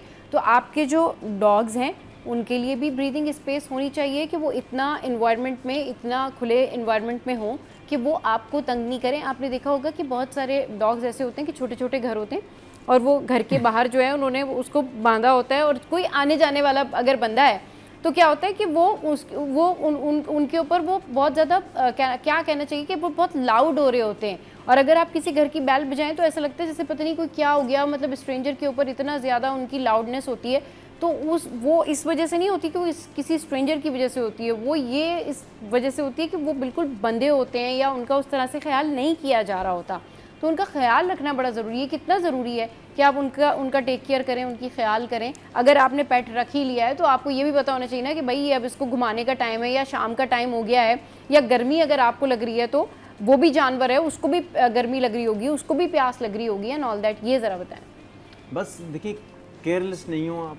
आपने अगर एक जिम्मेदारी ली है तो उसको अफोर्ड करें। हाँ, उसको हर तरह से उसका ख्याल रखें, उसके वेट विजिट कराएं, उसके खाने का ख्याल रखें, उसकी धूप का, गर्मी का, सर्दी का ख्याल रखें। जैसे एक समझिए आपने एक बेबी पाल रहे हैं आप। जो एनिमल पालता है वो समझिए कि एक बेबी को आप पाल रहे हैं। सारी चीज़ें रिक्वायरमेंट यही होती है कि आप समझिए आप उसके पेरेंट हैं, तो आप उसे इस तरह से ख्याल रखें, सारी चीज़ों पे नज़र रखें, तो वो भी खुश रहेगा, आप भी खुश रहेंगे। लेकिन तकलीफ दे के, उसके परेशान दे के और शो ऑफ करके और किसी की उसकी ज़िंदगी तबाह करके, ख़राब करके, तो आप गुनहगारी बनते हैं फिर। सही। अब ये तो हो गई उन डॉग्स के बारे में बात जो पेट्स हैं, जिनको आप अपने घरों में रख रहे होते हैं। अब जिस तरह से फैसल भाई जो काम करते हैं, फैसल भाई का काम कुछ इस तरह से है कि ये स्ट्रे डॉग के हवाले से भी काम करते हैं कि अगर इनको लगा कि कोई इंजर्ड है तो उसको उठा के ले आए, फिर उसको फर्स्ट एड दी और पहुंचा दिया शेल्टर हाउस, या बर्ड्स के लिए जो है वो खाना,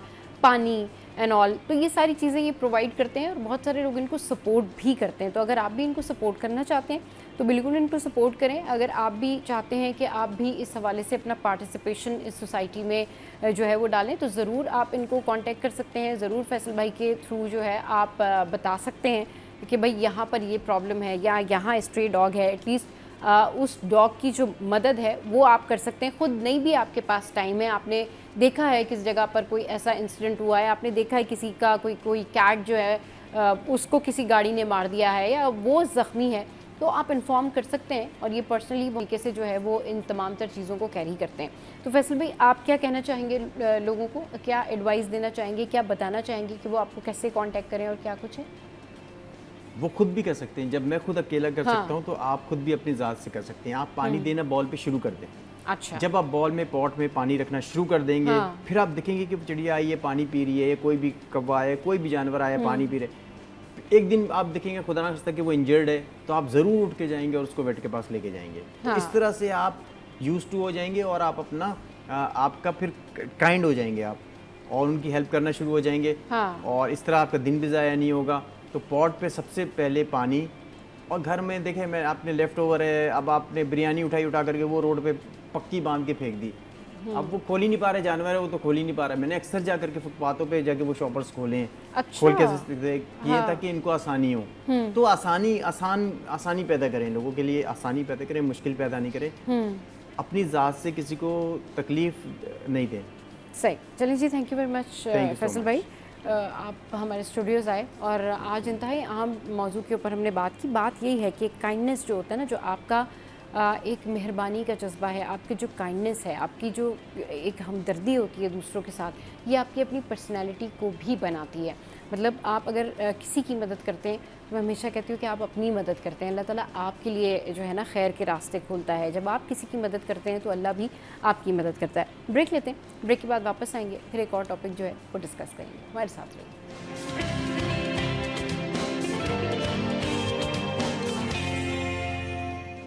वेलकम बैक। स्किन केयर के हवाले से बात कर लेते हैं। और स्किन केयर जो है ना, उसमें आपके लिए बहुत कुछ होता है हमारे शो पे, और बहुत सारी रेमेडीज़ हम आपको बताते हैं। लेकिन आज हम आपको बड़ी प्यारी सी डॉक्टर जो हैं, डॉक्टर लाइबा, उनसे मिलवा रहे हैं। और इससे पहले भी हमारे शो पर वो आ चुकी हैं और बहुत सारी ज़बरदस्त जो है वो आपको ट्रीटमेंट्स वगैरह बताती हैं। तो आज हम बात कर रहे हैं फेस लिफ्ट के हवाले से। अच्छा, फेस लिफ्ट की जब बात आती है तो भाई इसके अगर रेमेडीज़ आप देखें तो सोशल मीडिया पर आप हैरान हो जाएंगे कि इतनी सारी रेमेडीज़ हैं, लेकिन समझ नहीं आता कि भाई ये काम करेंगी नहीं करेंगी। अच्छा, अब कुछ लोग होते हैं ट्रीटमेंट्स पे, कुछ लोगों का सीधा सीधा हिसाब किताब होता है, ठीक है फेस लिफ्ट करवाना है, ट्रीटमेंट करवा लेते हैं। अच्छा जी, आपने अच्छा प्रोसीजर करवाना है, अच्छा जी आपने जो है वो स्कारलेट पे चले जाते हैं। और कुछ करवाना है, अपना माइक्रो नीडलिंग करवा के आ जाते हैं, माइक्रोडर्माब्रेशन करवा लेते हैं। ये सारे ट्रीटमेंट्स जो है ख़वातीन करवा लेती हैं, लेकिन वो ये नहीं सोचती कि ऐसी टेक्नोलॉजी भी है, ऐसे ट्रीटमेंट्स भी हैं कि आप जो है वो बग़ैर कोई ट्रीटमेंट करवाए वैसे भी फेशियल के थ्रू या टेक्निक के थ्रू भी फेस लिफ्ट कर सकते हैं। तो इस पर बात करने के लिए इस वक्त हमारे साथ डॉक्टर लाइबा शेख मौजूद हैं, डर्मेटोलॉजिस्ट हैं और आजकल पाकिस्तान में है। ये बड़ी अच्छी बात है। Laiba, welcome to the show, in fact welcome to Pakistan.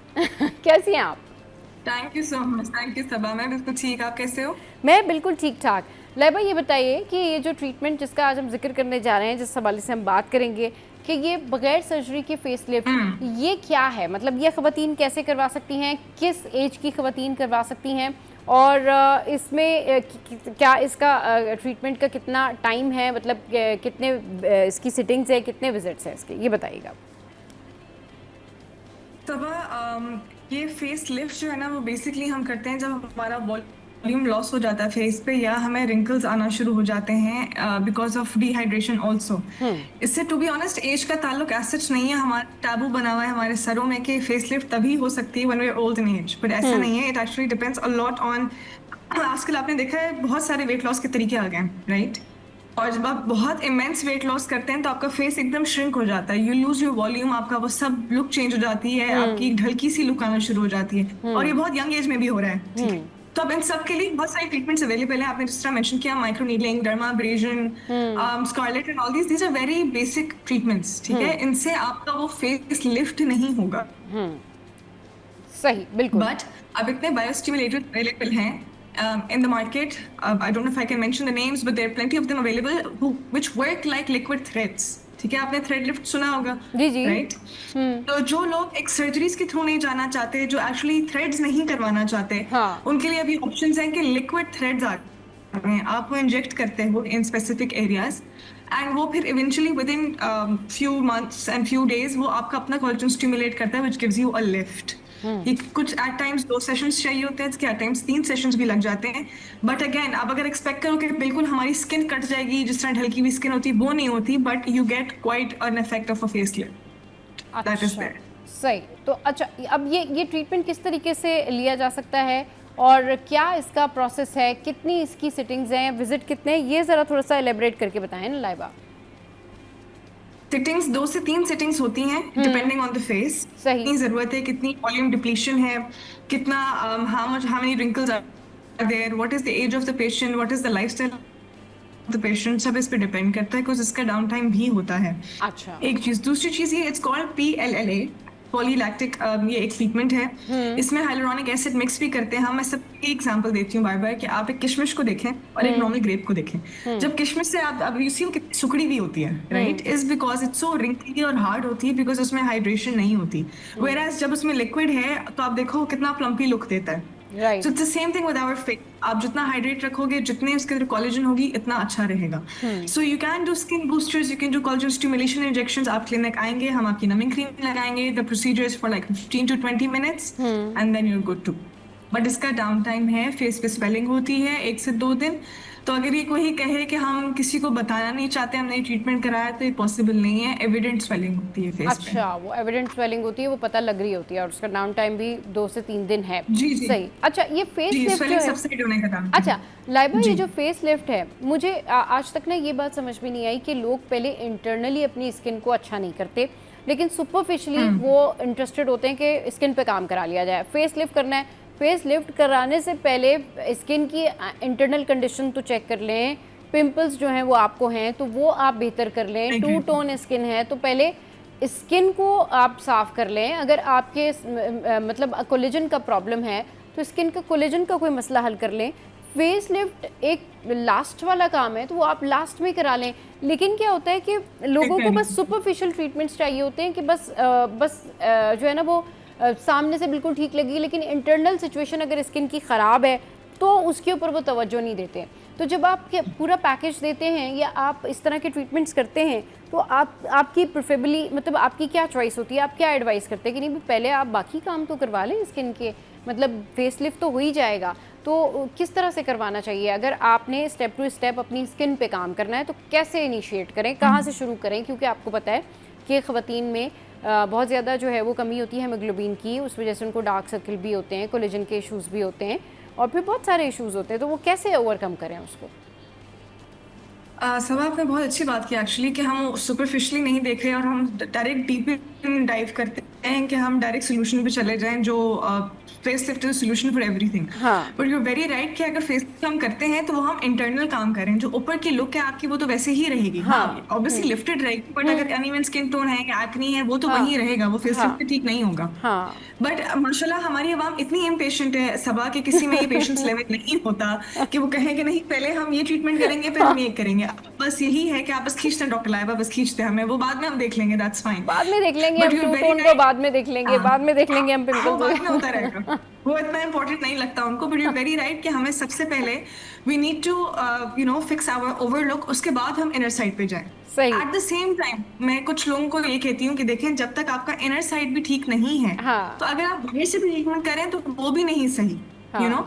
तो सही। both things need to go side by side, but yes superficially हाँ। definitely अगर एक्ने की ट्रीटमेंट है तो पहले एक्ने ट्रीट करें, उसके बाद साइड प्रोसीजर्स पे जाएं। हाँ। Uneven skin takes very very long सब, और ये बड़ी इम्पेशेंट अवाम है। मेरे पास अभी मैं I am here in Pakistan, तो मेरे पास क्लिनिक्स आए हैं, डॉक्टर लाइव ऐसी कोई ट्रीटमेंट कर दे हमारी नेक्स्ट वीक शादी है, सब ठीक हो जाए, सब ठीक हो जाए, सब कैसे ठीक हो जाए। काश मेरे पास वो छड़ी हो कि मैं आपका वजन भी कम कर दूं और मैं आपकी लुक्स भी ठीक कर दूं, बट ये आप बहुत लेट आ रहे हो, मतलब you know you deciding to do a treatment very late. तो यू वेरी राइट, ये बहुत जरूरी है कि पहले आप अपने सुपरफिशियली जो आपकी प्रॉब्लम्स है वो ठीक करें, और अगर वो ठीक है तो फिर you can go towards this procedures. बिल्कुल, और फिर आप इन प्रोसीजर्स के पे जाएं, क्योंकि आपकी स्किन को जिन चीज़ों की ज़रूरत है, दैट्स वाइटामिन, आपकी स्किन को जिन चीज़ों की ज़रूरत है, हाँ, वो है आपका अच्छा हेमोग्लोबिन और आपकी अच्छी लाइफस्टाइल, बहुत सारा पानी, आपका हेमोग्लोबिन बेहतर हो, फिर आपका लाइफस्टाइल बेहतर हो, आपकी स्किन टू टोन ना हो, क्योंकि जाहिर सी बात है अब टू टोन अपने हाथ में नहीं होता लाइबा, हमारा जो वेदर है उसमें जो सन रेज हैं, जो यूवी रेज होती हैं, वो आपकी स्किन को इफेक्ट करती हैं, और इवेंचुअली जो लोग बहुत ज़्यादा लाइट्स में बैठ रहे होते हैं, यानी कि जो एंकर पर्सन्स हैं जो 6 घंटे 7 घंटे 8 घंटे लाइट्स में होते हैं, उनकी स्किन भी बड़ा जो है ना वो इफेक्ट हो रही होती है। ऑल्दो वो धूप में काम नहीं कर रहे होते, लेकिन मसला ये होता है कि लाइट की वजह से स्किन पे भी इफेक्ट होता है, क्योंकि जाहिर है आपने मेकअप लगाया होता है। तो उन तमाम लोगों को अपनी स्किन की केयर करने की बड़ी ज़रूरत है,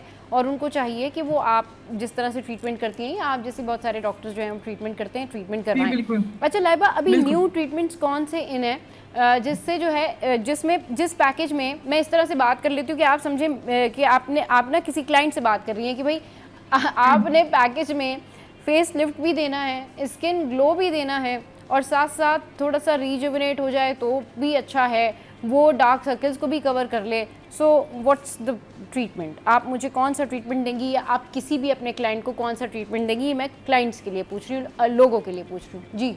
मैं सबसे पहले आपको ब्लड टेस्ट करने को कहूँगी, ठीक है, अपना विटामिन डी का और आयरन लेवल का। मैं बल्कि इनफैक्ट आपको बताऊं कि यहाँ पे जब मैं क्लाइंट्स को कह रही थी कि आप प्लीज अपना ब्लड टेस्ट करें, कहते हैं हम जाते हैं जब लैब्स में तो हमें कहते हैं आप क्यों अपने 7,000 रुपए जाया करें या 5,000 जाया करें, ये तो पाकिस्तान में हर किसी का ही डेफिशिएंट है, तो जिस डॉक्टर ने आपको बोला है आप उनको जाके कहते हैं आप डेफिशिएंट है। तो ये हमारी माशाल्लाह ये चल रहा है कि पाकिस्तान में they know it everyone's deficient. तो जब तक आप इन चीजों पे, जिस तरह आपने बोला है कि जरूरी है, ये ठीक नहीं होगा, मेरी ट्रीटमेंट्स इतना काम नहीं करेंगी। ठीक है, बिल्कुल। सेकंड थिंग मैं आपको ये कहूंगी कि अगर आपने लिफ्ट के लिए जाना है, लाइक आई मेंशन, उसमें काफी हमारे अवेलेबल है, हमारे पास बायो स्टिमुलेटर्स हैं, हमारे पास कोलेजन स्टिमुलेशन इंजेक्शंस हैं, हमारे पास PLLA हैं। तो अगर आप मेरे पास ऐसे क्लाइंट आएंगे, मैं आपको कहूंगी कि सबसे पहले तो हम आपका जो, अगर आपको एक्नी है या स्कारिंग है या अनइवन स्किन टोन है, तो पहले मैं आपकी मेसोथेरेपीज करूंगी 1 या 2 सेशन। ठीक है, अगर आपको पिगमेंटेशन है, मेलास्मा है, हाँ अच्छा जी, लाइबा जो है वो स्किन पिगमेंटेशन और मेलास्मा के हवाले से बात करी है, और बड़ी ज़बरदस्त हम डिस्कशन करें कि भाई अगर एक ही ट्रीटमेंट पे आपको ये सारी चीज़ें मिल जाएं, जिससे आपका स्किन का पिगमेंटेशन ठीक हो जाए, मेलास्मा वाला मसला हल हो जाए, डार्क सर्कल वाला मसला हल हो जाए, तो वो कौन सी ट्रीटमेंट हो सकती है? ब्रेक लेते हैं, ब्रेक के बाद वापस आते हैं, फिर डिस्कशन कंटिन्यू करेंगे लाइबा के साथ। Stay with us.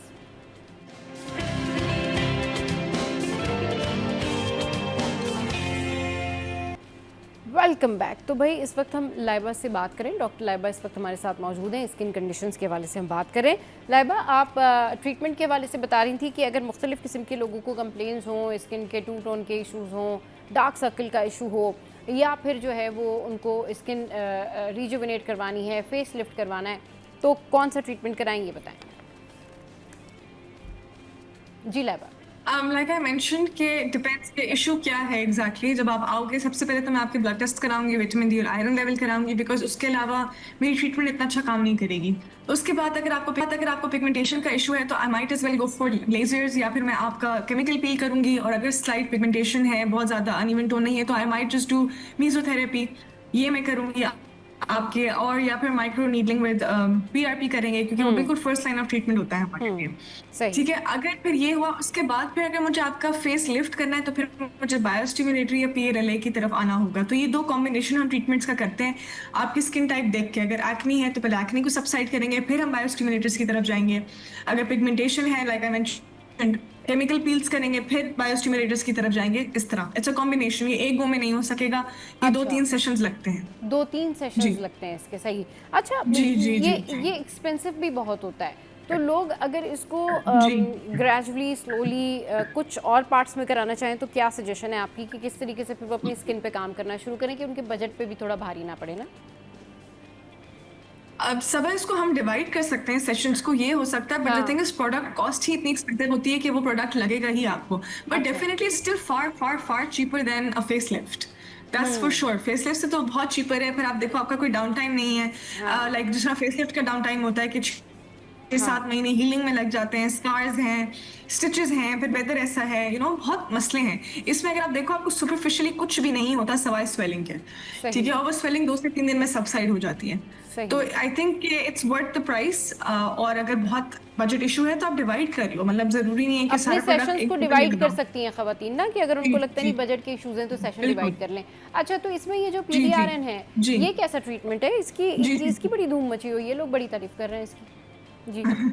ये बहुत अच्छा ट्रीटमेंट है एक्चुअली, हमने काफी पहले भी शोज में डिस्कस किया आपके हाँ। कि this is basically salmon DNA, ठीक है। सही। और वो इंटरनेट टर्म उसका सैल्मन डीएनए है, it's actually PDRN, it works on really good levels of oil, specially under eyes के लिए बहुत अच्छा है। अच्छा। Works very very well for your under eyes, इससे स्किन टेक्सचर बेहतर होता है आपका, व्हाट यू कॉल जो फेस वॉल्यूम है वो थोड़ा बेहतर होता है, हेल्प्स विद स्कारिंग, बहुत अच्छा ग्लो सा देता है। But one thing I wanted to mention, हम डार्क सर्कल्स की बात कर रहे थे सबा। बिल्कुल। डार्क सर्कल्स मुझे नहीं लगता इतने लेवल पे ट्रीटेबल हैं, ठीक है। अच्छा। ये मैं बार बार कहती हूँ कि डार्क सर्कल्स इतना ट्रीटेबल नहीं होते, क्योंकि हमारा वो ऐसा एक ऑर्गन है जो हर वक्त यूज में है, ठीक है, और ये कांस्टेंट स्ट्रेन में है। और अब इतना हमारा स्क्रीन टाइम है, लाइट्स हैं, फोन्स हैं, लैपटॉप्स हैं, देयर इज नो वे कि डार्क सर्कल्स रिलैक्स, मतलब वो आईज रिलैक्स होती हैं हमारी। तो डार्क सर्कल्स एक तो जेनेटिक बहुत बड़ा रीजन है, जिनको जेनेटिकली होते हैं बहुत मुश्किल से जाते हैं। आयरन लेवल कम होगा, बहुत बड़ा रीजन है। फिर आपका स्क्रीन टाइम बहुत ज़्यादा है, तो बहुत बड़ा रीजन है। और ये चीज़ें तीनों को ठीक करना बहुत मुश्किल होता है। मैं जो भी ट्रीटमेंट करूंगी सब वो 2 से 3 महीने रहेगी, उसके बाद फिर वो वापस आ जाती है। सही। फिर क्लाइंट कहता है ये क्या हुआ, मतलब मैंने तो पे किया था, ये किया था, बट डार्क सर्कल्स ट्रीट करना बहुत मुश्किल है। अच्छा। और अगर ये कोई कहता है कि खत्म हो जाएंगे, हाँ। अच्छा लाइबा, डार्क सर्कल्स के लिए जो ये क्रीम्स होती हैं, नाइट क्रीम्स होती हैं कि जी आपने आंखों के नीचे लगानी है और इससे बेहतर हो जाएगा, ये इससे बेहतर हो जाता है? नहीं, मुझे क्रीम्स वाले अब गालियां देंगे लेकिन नहीं होता। नहीं होता? अच्छा, यानी वो तो बहुत महंगी महंगी क्रीम्स खवातीन जो हैं वो लगा रही होती हैं। नहीं, आपको मैं बार बार बताऊं, सबा हाँ। मेरे पास बहुत सारे क्लाइंट्स आते हैं जो बहुत हाई एंड प्रोडक्ट्स यूज करते हैं, अच्छा। ठीक है। अब I can't mention names, but like 18,000 का सीरम, 25,000 का सीरम, Yes, 45,000 के सीरम्स, ठीक है। हाँ, बिल्कुल। हमने ड्यूटी फ्री से गए थे तो हमने ले लिया, हमने यहाँ से गए थे तो ले लिया। आपको पता होगा नाइट क्रीम की किट्स आती हैं, अब I can't mention the name though, but night creams की किट्स आती हैं। हाँ, हाँ। तो वो these are cosmetical products, they are not pharmaceutical medical graded products. इनके पास लाइसेंस ही नहीं है कि इतने पेटेंट या इतने स्ट्रॉन्ग प्रोडक्ट्स बनाएं, केमिकल डालें जो आपकी स्किन की 3rd या 4th लेयर तक जाएं। These are very superficial, so I don't understand to spend all that money and then get nothing out of it. And eyes पे मुझे नहीं लगता कोई भी चीज काम करती है। मैंने अब तक अपने एक्सपीरियंस में, ये जितनी मेरी प्रैक्टिस है, कोई आई क्रीम ने कोई बहुत अच्छा बेनिफिट दिया नहीं। अच्छा, यस, हाइड्रेशन पॉसिबल है, आपकी एक फाइन लाइंस बेटर हो सकती हैं। हाँ, फाइन लाइंस बेहतर हो सकती हैं। अच्छा, एक मुझे जो इसमें समझ आता है ना, जो लोग कहते हैं ये बात की नहीं जी हमने तो सीरम लगाया, हमारी आंखों के नीचे जो है वो जो डार्क एरिया था, जो डार्क सर्किल था, वो कम हो गया या बेहतर हो गया। वो ये रीज़न हो सकती है कि क्योंकि स्किन की कई लेयर्स होती हैं और लोगों का अपना नेचुरल कलर भी होता है। तो अगर तो आपका नेचुरल कलर फेयर है और वो डार्क सर्कल्स बन गए हैं वहाँ पर, और वो आपके सन की वजह से, यानी कि आपकी धूप और यूवी रेज की वजह से है, या स्किन टैनिंग की वजह से है, या वो आपके एनेमिक होने की वजह से है, तो अगर तो आप जी। अच्छा विटामिन खाते हैं तो वो डार्क सर्कल वहाँ से क्लीन हो जाते हैं। या अगर आप कोई आई क्रीम लगा रहे हैं, जैसे आपने कहा कि वो सीरम्स भी हैं, उस वो लगाते हैं वो क्लीन हो जाते हैं, तो वो एक्चुअल में उनका लाइबा अपनी स्किन का कलर ही वापस आता है। वो ये नहीं होता, आपकी बात Basically, बिल्कुल yes. ठीक है कि जी। डार्क सर्कल्स नहीं वो जाते, एक्चुअली नहीं जाते, वो उनका अपना जो टैनिंग नहीं। होता है ना वो क्लीन हो रहा होता है, तो वो दूसरों को फिर ये रिजल्ट दे रहे होते हैं कि वो जी बेहतर डार्क हो रहा सर्कल्स होता है, हमारे exactly. बेहतर हो गए। हाँ exactly, what do you say on that? जी, that's I completely agree on that because like I said जितनी आपकी हाइड्रेशन मेंटेन होगी उतना आपका स्किन कलर बेटर होता रहेगा, ठीक है। तो वो यही हो रहा होता है कि जब सीरम्स इन्फ्यूज हो रहे होते हैं आपकी स्किन में, आपकी स्किन की टेक्सचर्स बेहतर हो रहा होता है और आपको लग रहा होता है you coming back to your own colour कि हमारी पिगमेंटेशन जा रही है, बट ऐसा नहीं है, that is still there, visible है। जैसे ही आप छोड़ोगे you will be back to normal, आप उसी रूटीन में आ जाओगे, you will have the dark circle again. सही, बिल्कुल। आपको इसको परमानेंटली रिमूव करने के लिए एक तो वही है कि आप ये होना चाहिए कि आप अगर जेनेटिकली है तो वो तो बहुत मुश्किल से फिर जाते हैं डार्क सर्कल्स, बहुत मुश्किल। हाँ, लेकिन उसके लिए फिर अपनी जी। रूटीन आपने मेंटेन करनी है। आपने 8 आवर्स जो है वो आपके स्लीप आवर्स होने चाहिए, फिर आपने वाटर जी। इनटेक एंड ऑल, तो ये सारी चीज़ें आपको रखनी पड़ती हैं। तो इसके लिए पर्टिकुलरली आप लोगों को ट्रीटमेंट भी होते हैं डार्क सर्कल के लिए? जी जी बिल्कुल, हम पीडीआरएन ही यूजुअली कर रहे होते हैं अंडर आइज के लिए ज्यादातर। PDRN में तो हमें बहुत बेहतर रिजल्ट इसलिए दे रहा है क्योंकि वो फाइन लाइंस बेहतर कर देता है clients depending on their skin, अच्छा। It gets better. These are the treatments that we advise. सही, चलिए जी, thank you very much Laiba for your precious time. बहुत ज़बरदस्त आज जी, हमारी आपको बातें। याद- जी जी, जी क्या कह रही हैं लाइबा? मैं वेट कर रही हूँ कोई डार्क सर्कल की ट्रीटमेंट आ जाए, कोई जदीद ट्रीटमेंट आ जाए जो हम भी करें और क्लाइंट्स को खुश करें। बिल्कुल बिल्कुल, अभी तक आई नहीं है। सब ही ख़वातीन जो हैं इस मामले में बहुत ज़्यादा एक्साइटेड रहती हैं और इंतज़ार भी करती रहती हैं कि जी डार्क सर्कल का कोई पर्टिकुलरली ऐसा कोई ट्रीटमेंट आ जाए जिससे वाकई फ़ायदा हो जाए। And let's hope for the best, I hope कि आ जाए। Thank you very much Laiba for your time. और बहुत ज़बरदस्त हमारी डिस्कशन हुई। बात ये है कि आपने अपनी स्किन का ख्याल रखना है और जब आप डॉक्टर के पास जाते हैं तो आप अपनी सारी स्किन कंडीशन बताएं और उसके अकॉर्डिंगली उनको बताएं कि आपने ये ट्रीटमेंट लेना है। अगर आप पर्टिकुलर जाके उनको कहेंगे हमारा फेस लिफ्ट कर दें, माइक्रो नीडलिंग कर दें, या हमारी स्किन जो है वो उसको आपने रिजुविनेट कोई उसके ऊपर ट्रीटमेंट कर देना है, या फिर आपने माइक्रोडर्मा एम्बेरिजन कर देनी है, तो वो आपको पर्टिकुलर ट्रीटमेंट तो कर देंगे, लेकिन बाकी आपके स्किन के जो प्रॉब्लम्स हैं वो सॉल्व नहीं होंगे। तो अपनी स्किन को बाकायदा डर्मा को, जो आपके स्टैटिक क्लिनिक्स पे डॉक्टर्स मौजूद हैं, उनको चेक कराएं और फिर उनका सजेशन सुने और फिर वो जो आपको ट्रीटमेंट सजेस्ट करते हैं ज़रूर वो ट्रीटमेंट कराएं, आपको बहुत फ़ायदा होगा। आज के शो से फ़िलहाल इतना ही। आज का शो आपको कैसा लगा ये ज़रूर बताइएगा हमारी सोशल साइट पर। हंसते रहिए, मुस्कुराते रहिए। कीप वॉचिंग सिरी एट 10।